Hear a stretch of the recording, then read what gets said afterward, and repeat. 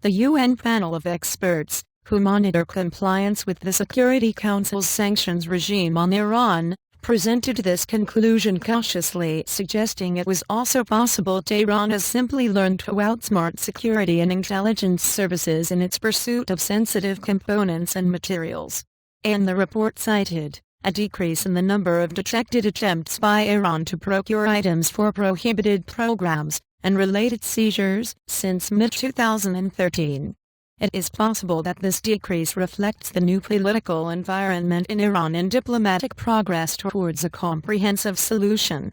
And Tehran embarked on a negotiated solution to its nuclear dispute with big powers after moderate President Hassan Rouhani won election last June, replacing a confrontational ideologue. The high-level talks have yielded an interim deal easing fears of a wider Middle East war and will resume this week in Vienna. And the report said it had become increasingly difficult to pinpoint any links between dual-use items, those with both civilian and military applications, that Iran has sought to procure and potential recipients in the Islamic Republic. But, the report cautioned, this may be a function of more sophisticated procurement strategies on the part of Iran, which has developed methods of concealing procurement, while expanding prohibited activities. Such methods can also be used by Iran to procure and finance legitimate trade, which further complicates the efforts of states to identify illicit procurement. And the report added that Iran had also demonstrated a growing capability to produce key items indigenously. Among sensitive dual-use items Iran has pursued abroad over the years have been aluminum, carbon fiber and special valves. And Iran's priority in negotiations with the powers is an end to international sanctions that have hammered its oil-reliant economy. The Islamic Republic has long denied charges from the West and its allies that it is seeking a nuclear weapons capability under cover of a drive for peaceful atomic energy. And while Iran may have scaled back efforts to bypass sanctions aimed at preventing it from developing its nuclear and ballistic missile programs, the report made clear that the panel had registered no change in Iranian actions to dodge a UN arms embargo, especially in its weapons supplies to Syrian President Bashar al-Assad in his war with rebels trying to oust him. And member states and the media continue to report arms transfers from Iran, including to Syria, Gaza, Sudan, and Bahrain, the UN report said. And Iran's military support for the current government in Syria is well documented. The war has also created additional opportunities for the IRGC, Islamic Revolutionary Guards Corps, Quds Force to be even more active in the country. And among the examples of Iran's flouting of the embargo, the report cited arms, explosives and munitions shipments seized by Israeli and Kenyan authorities.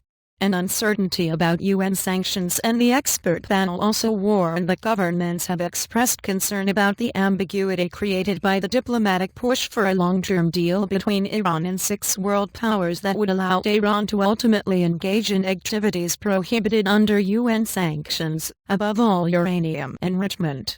And a challenge for all states during this period of intense negotiation and, should it occur, implementation of a comprehensive solution, will be to maintain clarity with respect to state obligations under existing Security Council sanctions, the report said. And some states have shared with the panel a degree of uncertainty as to whether Security Council resolutions concerning Iran remain fully in force. One source of uncertainty concerns the status of obligations regarding procurement related to Iran's uranium enrichment, should such activities continue under a comprehensive solution. And after Iran reached an interim deal with the 5 permanent Security Council members plus Germany in November, there was a limited easing of sanctions on Tehran's energy and financial sectors. But the overall sanctions regime remains in effect pending a permanent settlement of the nuclear dispute. And members of the private sector are also closely following developments with Iran and are eager to resume normal trade with Iran, the report said. Many have begun to rebuild commercial ties to Iran and expressed optimism that the interim deal would quickly sweep away barriers to expanded trade.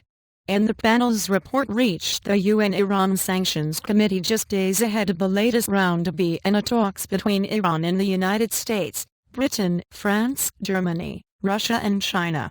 The goal is a long-term settlement that would place broad, verifiable limits on the scope of Iranian nuclear activities in exchange for a phased removal of sanctions. And despite the apparent dip in procurement activity, Iran has continued to try to obtain items that could play an important role in its enrichment of uranium, the report said. Iran has been attempting to procure high-grade carbon fiber for use in the manufacturing of some of its centrifuge rotors, the experts said, adding that Tehran has also sought to procure aluminum and other dual-use materials. Iran continues to make extensive use of front companies to procure items for prohibited activities. Some companies may be established solely for the purpose of prohibited procurement. Others may also be engaged in legitimate business.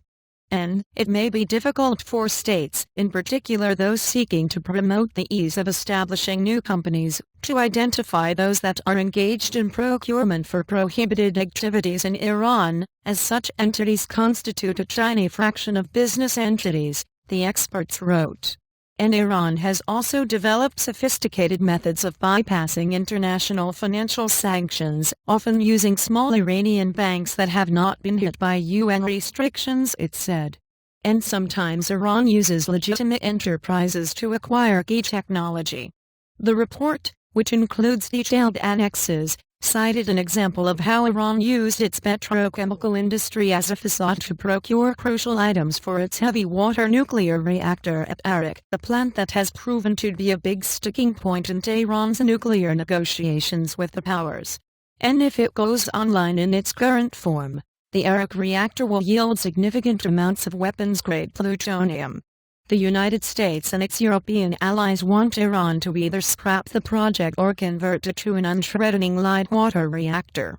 Tehran has hinted that it would not oppose modifying the plant. Editing by Mark Heinrich.